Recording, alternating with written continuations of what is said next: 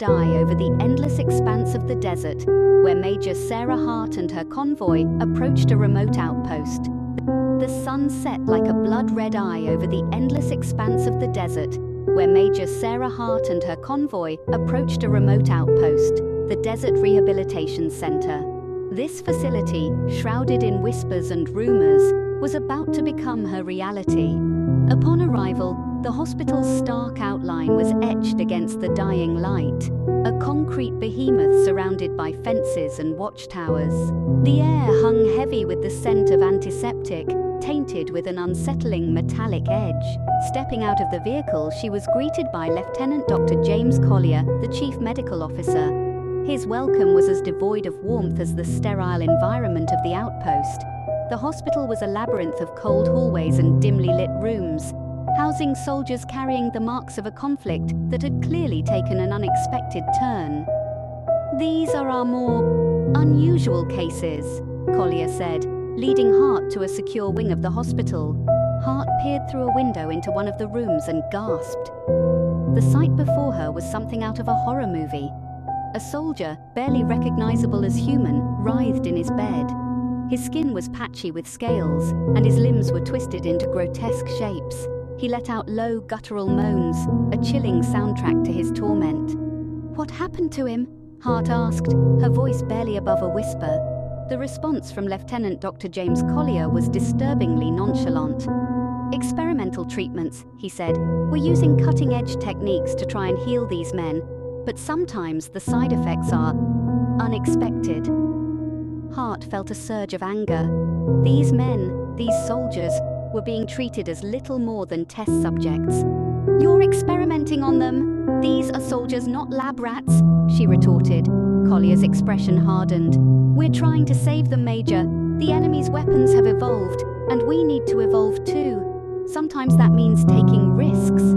In the days that followed, Hart's suspicions grew. Soldiers vanished from their beds, screams echoed through the halls at night, and hushed conversations between the staff stopped abruptly when she approached. The hospital was a puzzle box of secrets, and Hart was determined to unlock them. One night, she took matters into her own hands.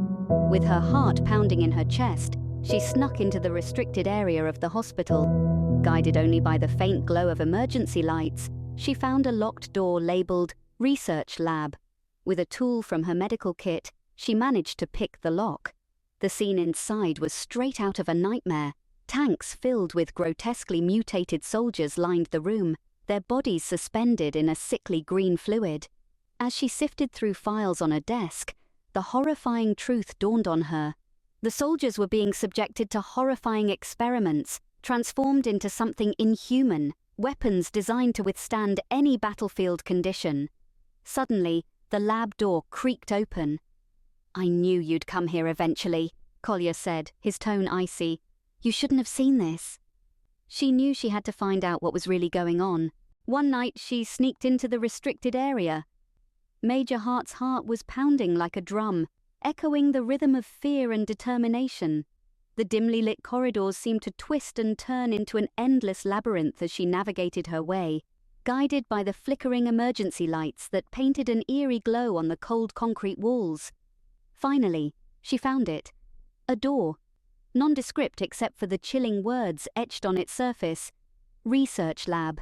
A sense of foreboding gripped her, but she pushed it away, using a tool from her medical kit to pick the lock. The door swung open with a creak that seemed to echo through the silent hallway. Inside, it was like stepping into a scene from a nightmare. Row upon row of tanks stood, filled with a sickly green fluid. Suspended within were soldiers, their bodies grotesquely mutated, connected to humming machines by a network of tubes and wires. The steady beep of the monitors was the only sign of life in this macabre tableau. Hart moved to the desk, her hands shaking as she sifted through the files. The truth was there, inked onto the pages in cold clinical terms.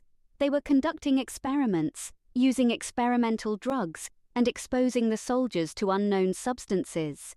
The aim was horrifyingly clear, to transform these humans into something else, something inhuman, weapons designed to withstand any battlefield condition.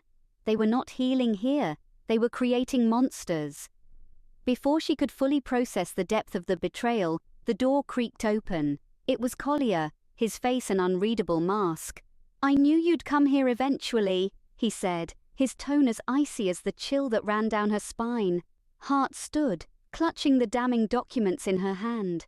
She met his gaze, her fear replaced by a burning anger. But before she could respond, he spoke again. His words hung in the air, a cold testament to the secrets of this desert hospital. "You shouldn't have seen this," Collier said, his tone icy.